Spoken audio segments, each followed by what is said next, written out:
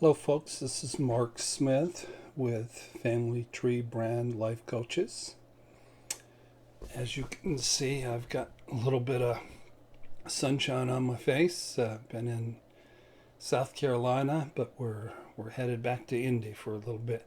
I'm told that we're expecting snow, so the timing seems a bit brilliant on our part.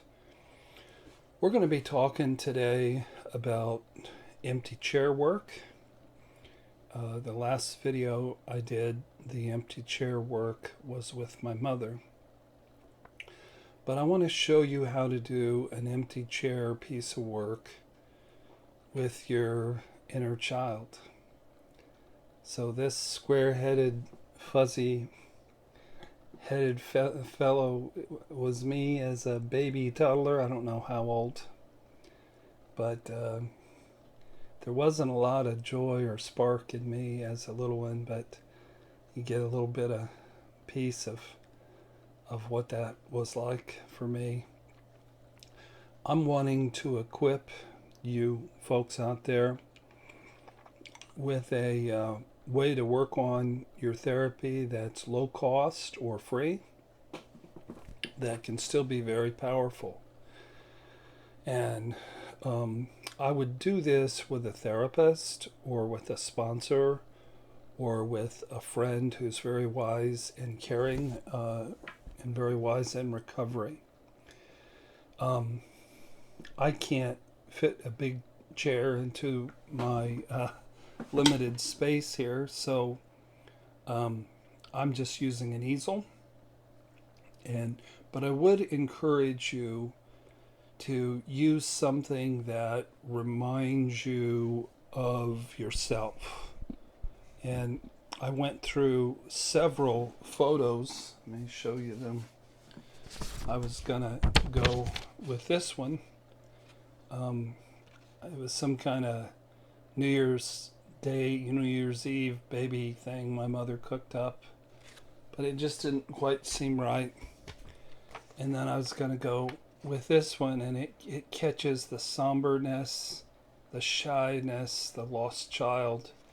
But in the end, this little fella, seemed to be the sweet, happy spirit of little Mark. So, as I did in the empty chair work with my mother, I'm going to resituate myself a little bit here and turn little Mark around a bit to where I could get a look at him. And I'm going to address him as I share.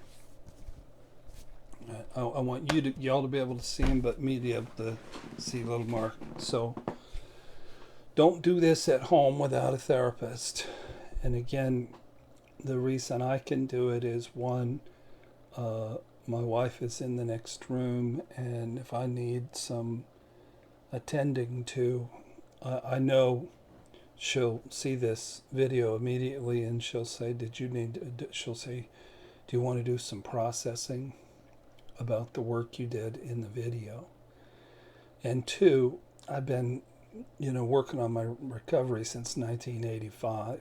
So I wouldn't, now after I get this done, I wouldn't drive my car because I still might be in my little boy a little bit. Night before last, Renda and I went to the movies, and we saw a lovely movie called The Leisure Seeker with Helen Mirren and Donald Sutherland playing old folks. And since I'm getting to be old folks, Renda not so much, we went and watched it, and afterwards I had a deep process come up related to my previous marriage and my children. And I had a good snotty cry on the bench outside the movie theater. And then I said, honey, I can't drive. And she said, well, that's okay. I wasn't going to let you drive anyway. So um, if you do regress into your wounded little kid, then don't drive, and do this with a therapist or a sponsor or a really wise, nurturing, caring friend. All right. Okay. So I'm gonna address myself, and I'm gonna get a box of tissue just in case. I don't know that I'm gonna cry, but I'm prone to it. And when I talk to this little guy, it might bring some stuff up. So here we go. Hey, little Mark. You know, you deserved to be born when you were ready to be born. Being induced and made to come out when you weren't ready. I mean, it just got you off on the wrong step from the very beginning. I wish the doctors would have chosen to think about you instead of just thinking about mom, because you didn't have a chance. You deserved a loving, nurturing, attuned mother who held you and soothed you and fed you. I'm so sorry that you had to wail and rage until you turned purple. I know that you were just terrified. You were so terrified. You didn't know what life was. You just knew that you were violently pushed out into the world, and that the world wasn't a soft place. And when you needed to be fed, you weren't fed. When you needed to be held, you weren't held. You deserved so much better. You deserved for the broken attachment bond between your mother to be healed and worked out, rather than you being replaced by the perfect blue-eyed, blonde-haired baby who never cried, who had a sweet temperament just 15 months later. I know that if your mother would have taken the time to love you and to push past your anger, I know that things could have been healed. And I know that when you would rage and leave the room when you were a 2-year-old, that you didn't want to leave your mom. You wanted your mom to come scoop you up and love you.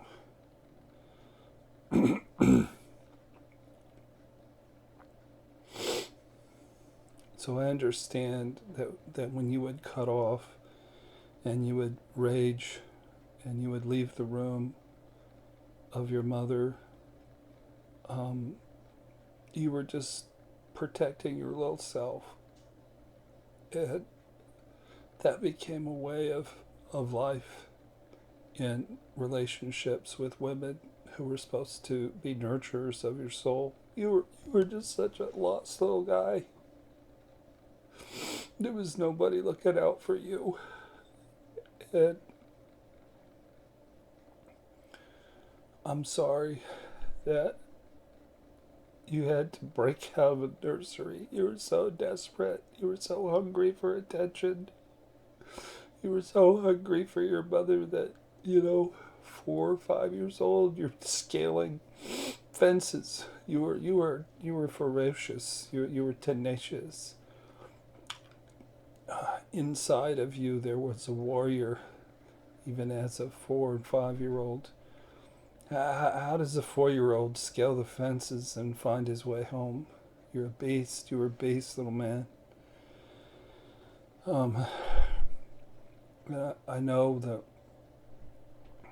you were lost in a sea of 7 children, and then every year and a half you had to move, and as soon as you'd get a little bit settled, then you'd have to move again.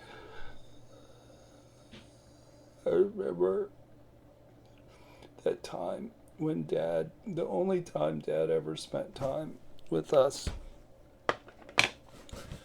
uh, the only time he took us to give blood, and he was talking to the people there at the blood place, and he called us the number 2 son, and I know he meant that I was second oldest, but I know how you heard it. You heard it as that I was second important. And those lemon cookies and that orange juice was the sweetest thing we ever got, wasn't it? Because we got to be with Dad. And we never really ever got to be with Dad. I remember when you were about 12 or so, and you broke into the Little League stand.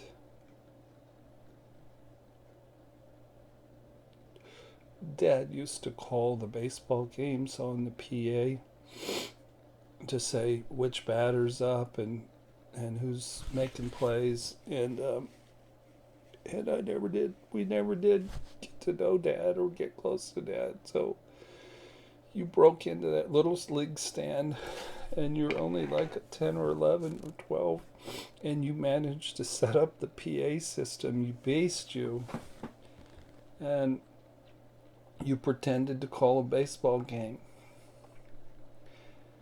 As crimes go, you didn't show a lot of moxie.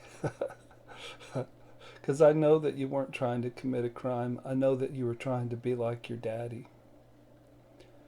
But you did swipe some baseball equipment, and lots of people knew it was the Smith boy who had called the baseball game on the PA system. And I'm sorry that you got on probation and we didn't get family counseling. I'm sorry that you felt so much shame over that. I wish that the today me could go back in time and make all those things better for you, but I can't. But we can grieve them together. When I was going through these pictures, I found your report cards, and they weren't very good, little man. And I'm sorry that you felt stupid. I'm sorry that you didn't feel like you were very intelligent. You actually were very intelligent. You weren't attuned to your mom, and you weren't attuned to your dad, and you had to move too often, but you were very smart. I'm sorry that when you were 10 that you were put in charge of your little baby sister Lisa Marie, and you needed to be cared for when you were 10. You didn't need to be a parent when you were 10. And you didn't need to feel the guilt and shame of feeling responsible for her death. You weren't responsible for her death. It was going to happen. She had crib death, and she was the lucky one in a way because she didn't have to live through the horrors of growing up in the family.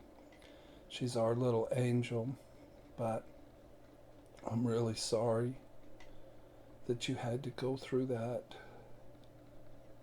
When I was going through the albums, I didn't realize I had pictures of Uncle Bob You know, he really wasn't our uncle. He was a man, a big fat man with no teeth in the front, who was really stupid, who would bring us out and teach us how to shoot guns. And I actually saw a picture of him with Mom. But I'm sorry that he molested you. I'm so sorry you had to go through that. I know you were so scared and so angry. And I know we don't remember everything, but we do remember enough to know that Uncle Bob wasn't there for Mom. I'm sorry that you were associated with free lunches.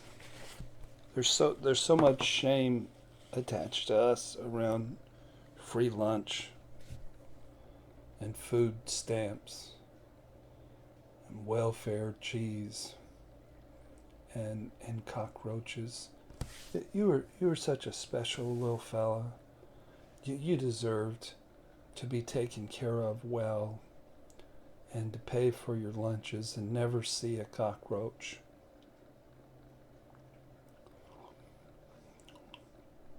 You deserve to stay in the same community and have stability.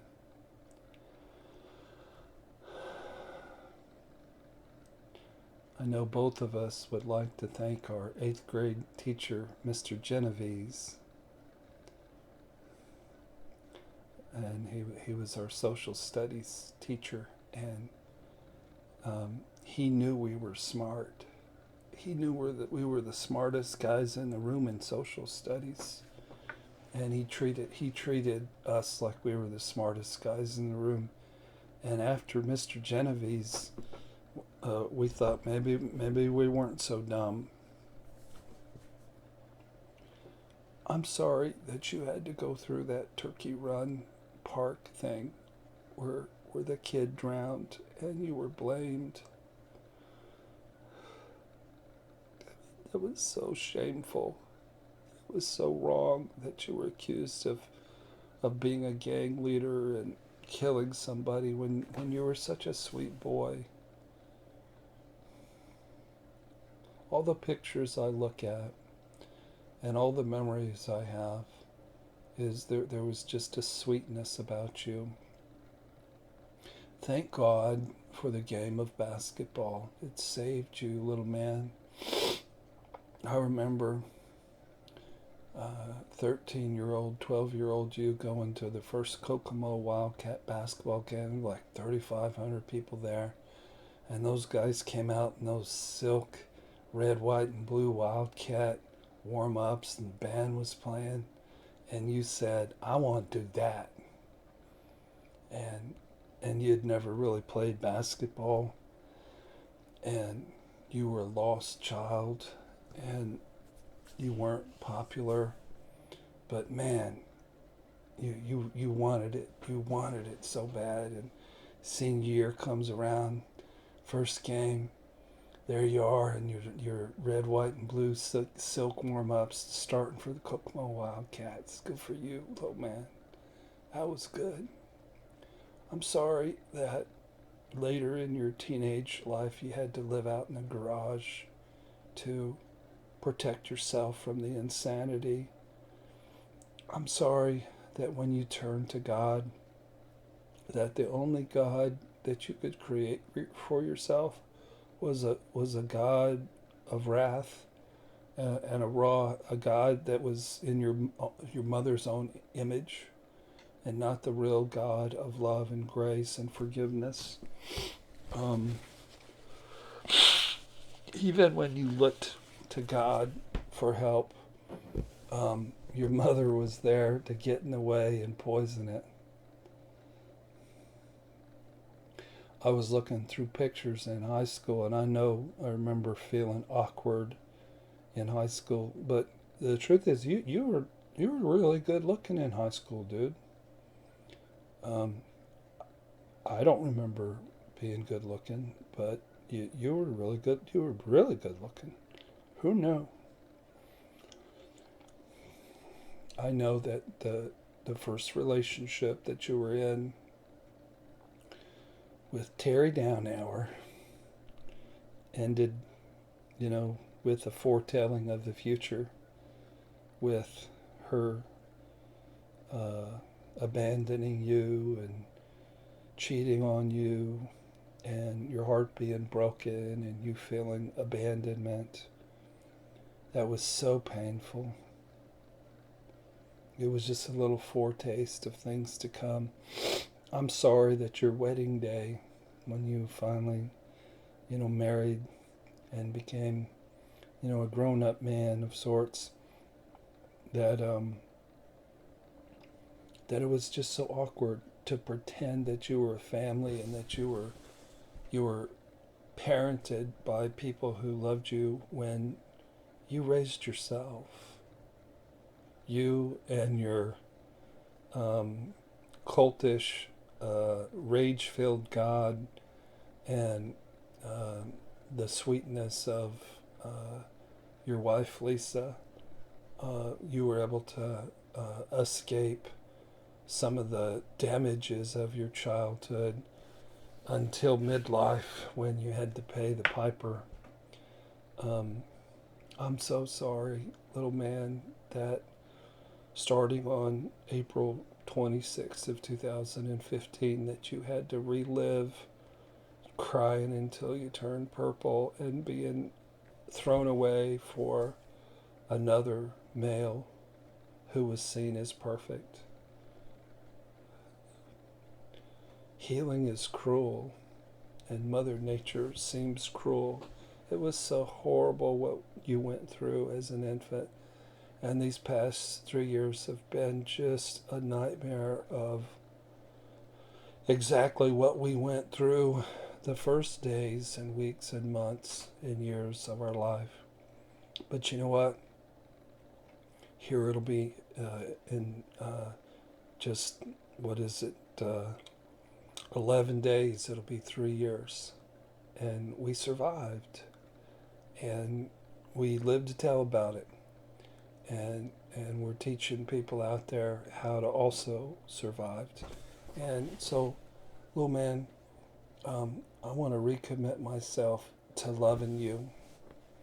I want to recommit myself to protecting you, to taking care of your body, to making sure you get enough sleep, to making sure you get to play the game of basketball still, to not allowing anybody to treat you the way your mother did, and not allow anybody to treat you the way Betsy did. So,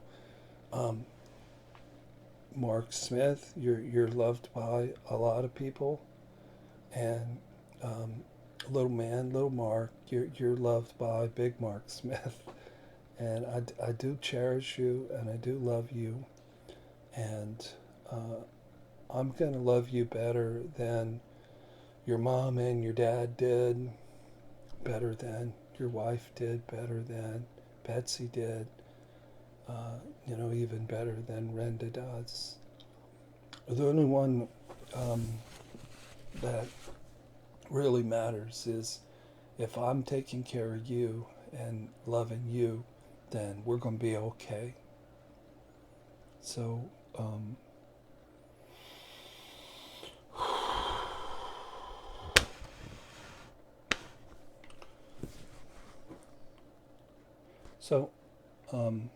stepping out of character, that's sort of what it would look like, what it would sound like. It really did feel like I was talking to this little man. He feels different than me, but he feels the same as me. You notice I would go from talking about him to talking about us, because we're one and the same. The truth is, and most of you know that all of us have wounded little children at our core. I like it when I tell people for the first time when they come in for marriage counseling, at the core of them is a wounded little kid. They just look at me like I'm insane.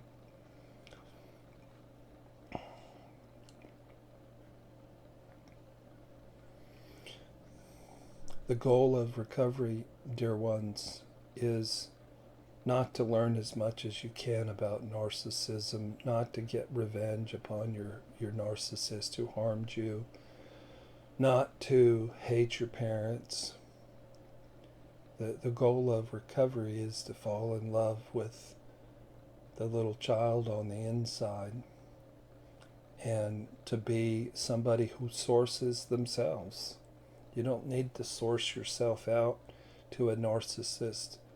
You source your own needs, and you love yourself with a pure heart, and you take care of every single part of the little person's life. You hold his little hand or her little hand, and you make it so that, in my case, the next 30 years are better than anything that took place in the first 58. So I hope that was helpful, folks. It is a powerful activity, and one that I would recommend if you're ready. I wouldn't do this if you were newly shattered. This is for people with 2 or 3 years after shattering. You don't have to have a really fancy schmancy expensive therapist to do this with. If you have insurance and you're paying $12 for a session, tell her you want, or him, that you want to do some empty chair work. They'll let you do it, and bring something in that reminds you of yourself. But it's more powerful if you have a witness in the room, and I know that I have safe witnesses out there, all you folks. I know that I'll get flooded with emails from old ladies who want to adopt me and from lots of people who say, God bless you, little Mark.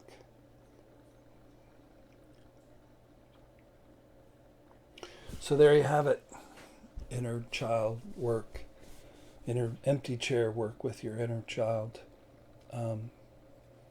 So I'm not going to go through my spiel about books and about subscriptions and about our live stream show. There's just something sacred about this connection, and I want you all to have that connection with yourself. This isn't narcissism. It's not narcissistic to love your inner child. It's true, healthy self-care, and it's interdependency. Source yourself. So good luck as you do this exercise out there, and I wish you healing. I wish you growth as you learn to really love and cherish and honor and bless the little person inside you. Thank you for watching today. God bless you.